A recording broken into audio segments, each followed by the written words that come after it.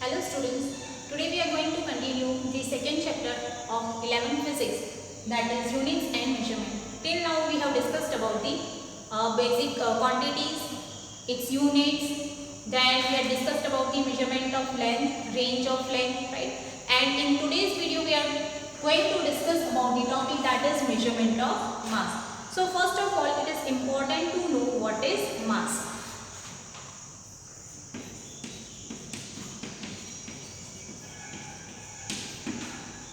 So, mass is actually what? It is nothing but the amount of matter in a substance.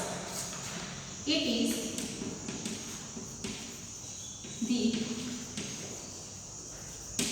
amount of matter in a substance. Right? That means what quantity of matter is there in the substance. In the other way, we can also define it as the internal property of the substance. It is the internal property of the substance. Right? Internal property of the substance. And apart from that, it does not depend on temperature, pressure and its position. It is very important. It is independent of temperature, pressure and position. Now see, it is independent of temperature, pressure and position. That means what? Mass will not change with the pressure, with the temperature as well as the position. Right? Now see, let us say about the position. Now do not confuse with the term mass and the weight, because the mass is the different term and the weight is the different term. And so here I have written that it is independent of the position. That means whatever the location may be, wherever you place the object, right, its mass is not going to change. But if we talk about the weight of the object, then the weight of the object depends on the position of the object. That means it depends on the location. Now let us see it in detail. See, for mass, its symbol is M, right? And object's mass, it is denoted in terms of, that means its unit is kg. That means if we want to weigh any object, then it is measured in terms of kilogram, right? Its basic unit is kilogram. Now see, when we talk about the weight, we denote it as W. And we know that W is equals to mg, where m stands for what? It is nothing but the mass. And this g stands for gravitational acceleration.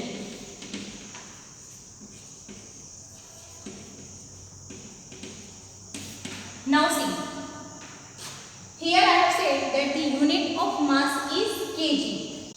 Okay, here weight, that is equals to product of mass into gravitational acceleration. That means here the unit of mass is in kg, the unit of gravitational acceleration, that is meter per second square. So it is nothing but a type of force and its unit is Newton, because we know the unit of the force is Newton. So weight is actually what? It is the gravitational force on the object. Now see, suppose we consider this duster, right? Then mass of this duster, if we consider it as 200 gram, then wherever we place this duster, its mass will remain same, that is it will be 200 gram. Whether if we put this duster on this earth, whether we take this duster on other planet, on moon, whatever, but its mass remains constant. And as I have already said that it is independent of the position, right? That means wherever you put this object, no matter where, but its mass remains same. But when we talk about the weight of this object, that means what?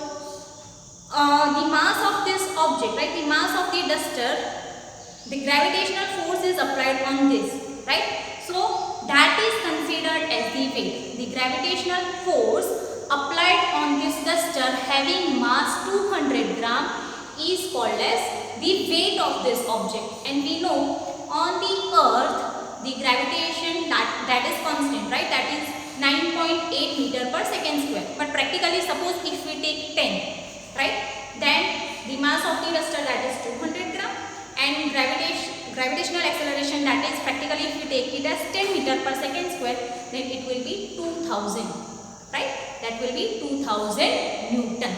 So I hope you got this difference. But if I take this duster on some other planet, then there the gravity will be differing. So the weight of the duster on the other planet will also be differing, right? So weight is nothing but the gravitational force on the object, and mass will remain same. It is the amount of the matter in the substance.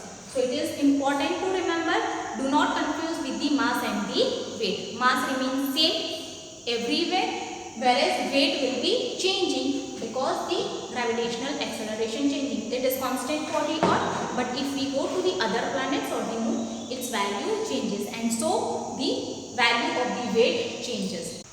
Now see, SI unit of mass, that is kg, right? But every time if it is not possible to take this unit, that is the kg unit, for every object, right? Because when we are dealing with the atomic or subatomic particles, that is when we are taking the objects at the microscopic level, then kg is not convenient to measure them. Then in that case, unit for atomic or subatomic particles, right? So for that we will be using the unit as 1 U. That is 1 U means what? It is unified atomic mass unit, which is also written as 1 AMU, which is nothing but atomic mass unit, right? These atomic mass unit, it is what? It is 1/12 part of the mass of carbon 12 isotope atom. One atomic mass unit is equal to 1/12 of mass of carbon 12 isotope atom, right?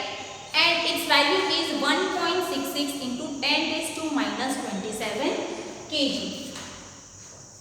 Let me write over here, that is 1 AMU equals to 1.66 into 10 raised to minus 27 kg. So actually the SI unit of mass is kg.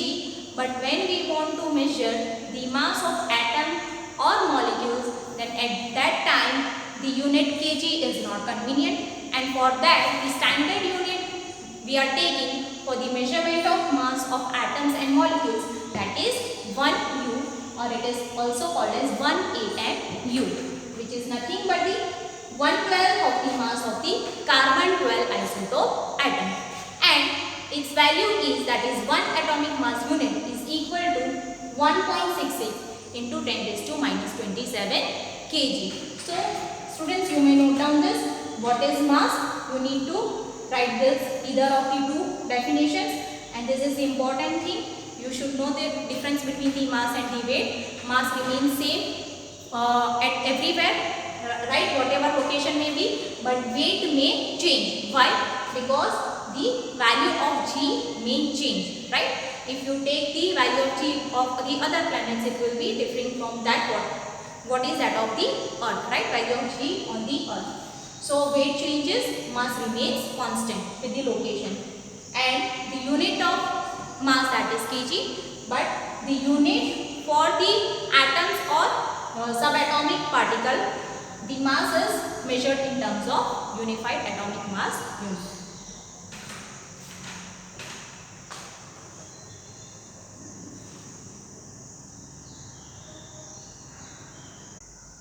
Now see, we have seen the unit of the mass, right? But how any object can be measured? How the mass of any object can be measured, right? So you have seen that the common objects are measured with the weighing machine, right? That we call it as simple balance or the common balance. So most of the objects that we call it as the common objects can be measured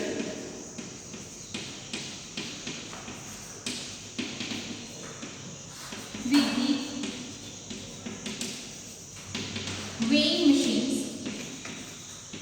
That is, we can see nowadays that we are having the digital machines to measure the mass of the object, and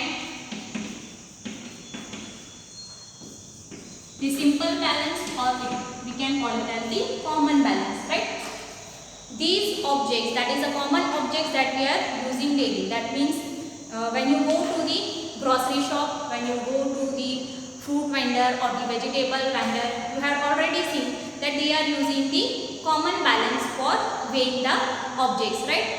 If you want to weigh, if you want to measure the mass of your body, right, then also you can use the weighing machines, right? So common objects can be measured with the help of the weighing machines, or we can say that it is measured with the help of the common balance or the simple balance, right? But what about the large masses? That is, large masses, that means that of the celestial objects, right? That means if you want to measure the mass of the, say, Earth, other planets, if you want to measure the mass of the stars, right, then how can you measure such large objects or such celestial objects? It is not possible to measure the mass in terms of these instruments, right, in terms of these machines. So for that we will be using a technique, that is Newton's gravitational method is used for measuring the large masses, that is for measuring the celestial objects. Newton's gravitational method is used, right? And how this is used? Because see, we are having a formula, that is F proportional to m1 m2 upon r square. That is the gravitational force, and we know the gravitational force is the attractive force between the two objects having some masses.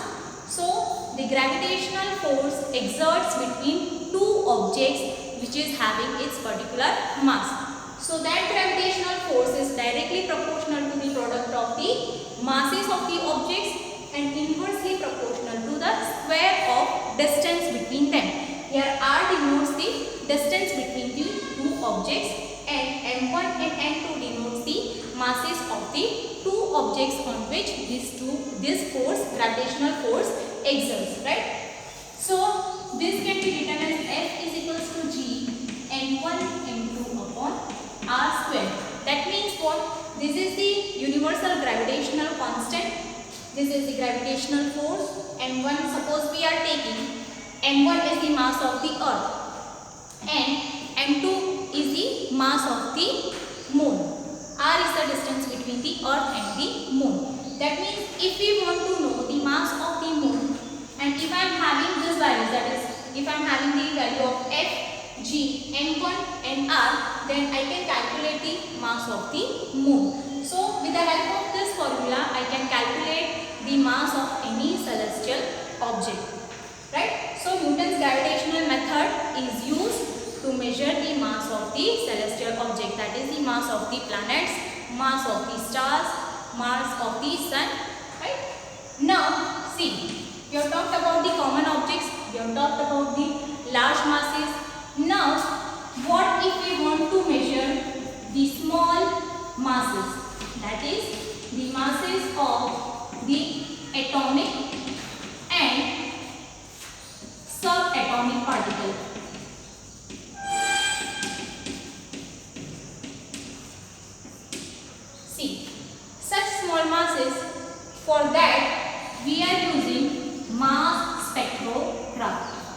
to measure the atomic and subatomic particle, its mass, we are using mass spectrograph.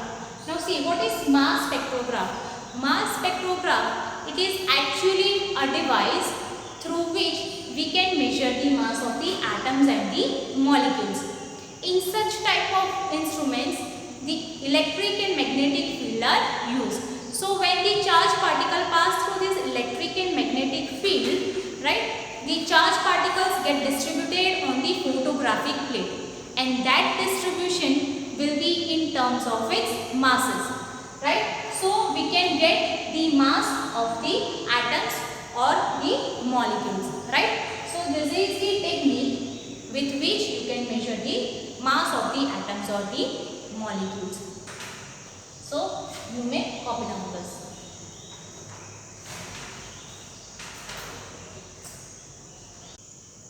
Now see, range of mass. That means range I have already said, that is from the minimum to the maximum, right? So here the range of the mass, that is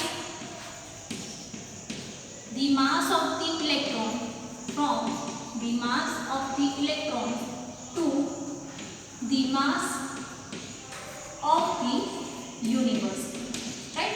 We are having a variety of masses of different objects. So that range differs from the mass of the electron to the mass of the universe. We are having a wide range of masses, and the mass of the electron is 10 raised to minus 30 kg to 10 raised to 55 kg.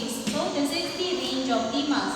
From 10 raised to minus 30 kg to 10 raised to 55 kg, we are having various masses of different objects, right? So you may copy this range of the mass. Now let us move toward the next topic, that is measurement of time. So we have discussed the measurement of mass, measurement of length. Now the measurement of time. When the word time comes to your mind, you will immediately remember what the device, that is the clock, right? Because to measure the time we are using the clock. Now see, the time is nothing but it is the time interval that is measured using the clock, right? And the standard that we are using, that is called as atomic clock, or we can also call it as cesium clock. Now see, when we see the clock, we see the hours that is changing, right? We see the minutes that are changing, and the smallest unit that we see, that is the second. So the SI unit of time, that is the second, right? So the SI unit of time, that is second, but you are not knowing that the cesium clock or atomic clock is actually what? In that we are taking 1 second is equals to, because we know that 60 minutes makes 1 hour, right? And 1 minute makes 60 seconds. But you are not knowing what 1 second equals to. How we are calculating this 1 second?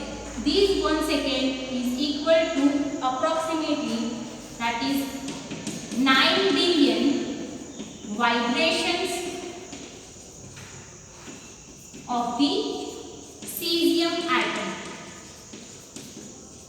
9 billion vibrations of the cesium atom. Vibrations means what? If you take any object, right, you might have seen the simple pendulum. Then when we push that object, right, pendulum, then what happens? It will be moving on one side, comes back to its original position, that is the mean position, again goes to the opposite direction, again comes to the mean position.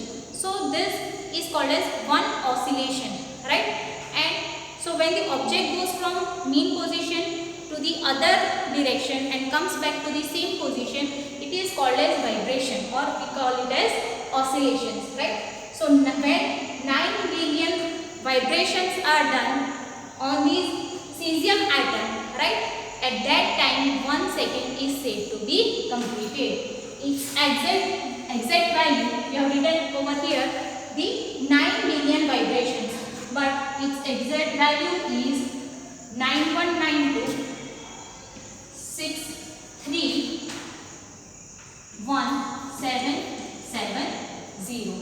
So this is the exact value. This much vibrations of the cesium atom will make 1 second.